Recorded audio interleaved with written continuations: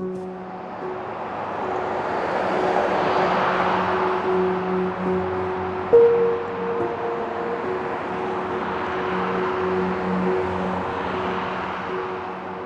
the morning of October 16th, I got news of this accident that had occurred involving the Chippewa Falls marching band. I just felt the need to go to the high school and see if there was anything I could do. I was in the Chi-Hi band, graduating in 1990, and then after 1990 I instructed drumline with Doug Greenhalgh, or G as we all called him, and did that for several years after high school. So upon arriving, there were several students that were coming in. Some of them had clearly come from the hospital. We just sort of tried to help them gather their things, find their parents.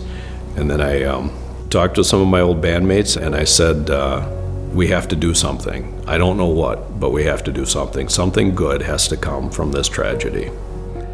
That evening, I received a call from Megan McLaughlin-Bark. I had known Megan since high school as well. She too was in band. And she called me and asked, what are we doing?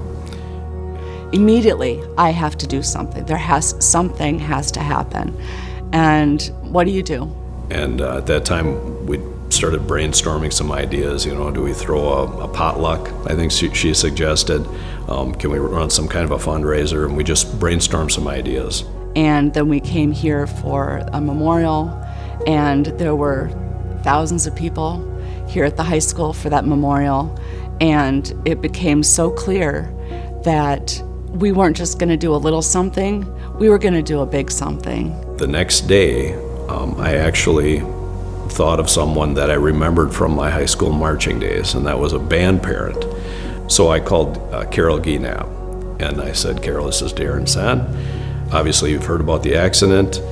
There's several of us that would like to do something, but we don't know what to do.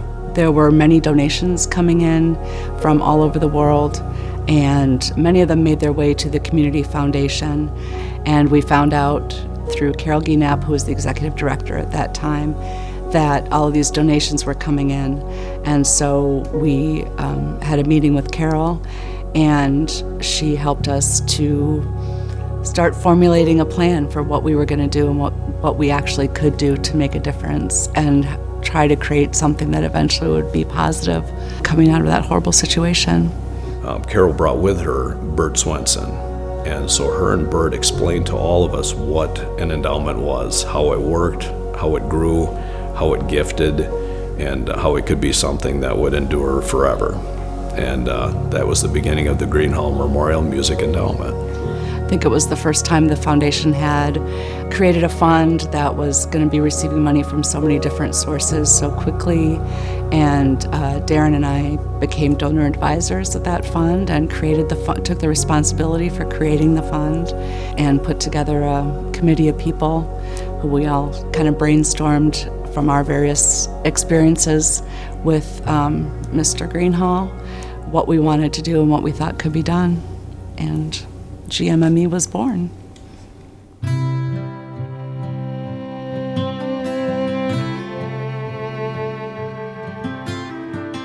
Initially, following the accident and in the wake of everything that transpired, we planned a concert, and we thought we will have this concert and it will help support the endowment and kind of give it a kickstart. So I believe it was called the Celebration of Music.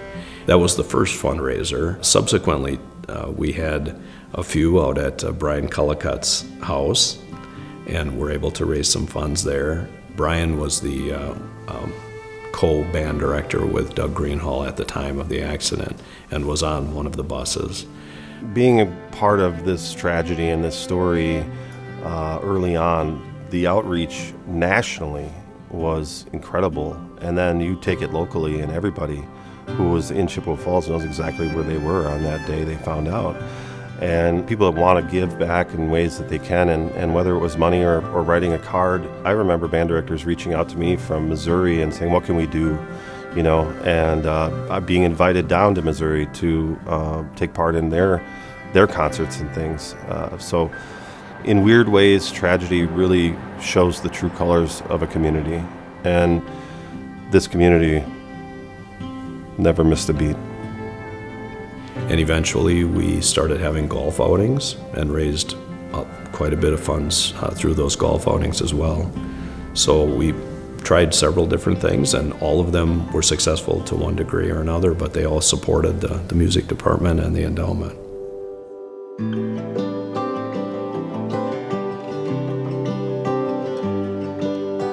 So our goal was to have something that would continue the legacy of music that G had brought to the community.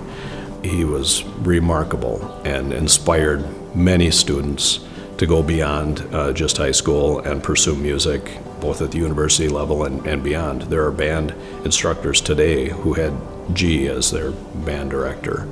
So we wanted to see his legacy continue and put something together that could truly support what he had created in the area.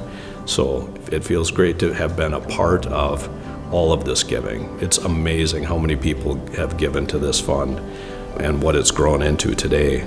And it gifts generously now to the music program, which is exactly what it was intended for. Year after year, the biggest cost for any music program is instrumentation. And these things get beat up over time. And we have instruments here that are 50 years old. So the majority of the Greenhalgh Endowment money typically goes toward improving the instrument quality that we have for our students and letting people who can't afford to do things still do them. We never want to tell a child they can't do music because they don't have enough money. That's ridiculous, So it's a great way to help out. It is fun to bring the big check and make the big presentation, of course. And it feels really good to know that Doug Greenhalgh's music is still being supported. His program is still being supported and is growing. So some of the things that those funds have been used for include percussion instruments, marimba, brand new band uniforms. Last year, we granted funds that are going to support a recording studio for the high school and educate and allow some of the students to experience what it's like to work in a recording studio, to create music. It's pretty exciting to see that coming to fruition as well.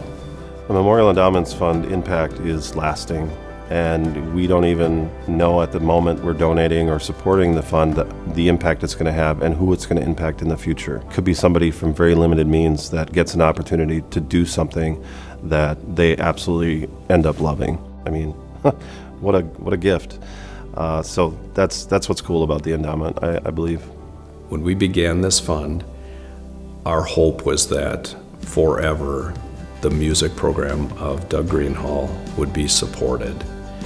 There was a lot of question as to how and at what level the music department would continue without his presence. He was very involved in every aspect of the music department, and it was important to all of us to see all of that passion and all that work and the 20 years that he spent here continue. We didn't want to see that go away. That was our main goal. Well, I hope that in some way, somehow,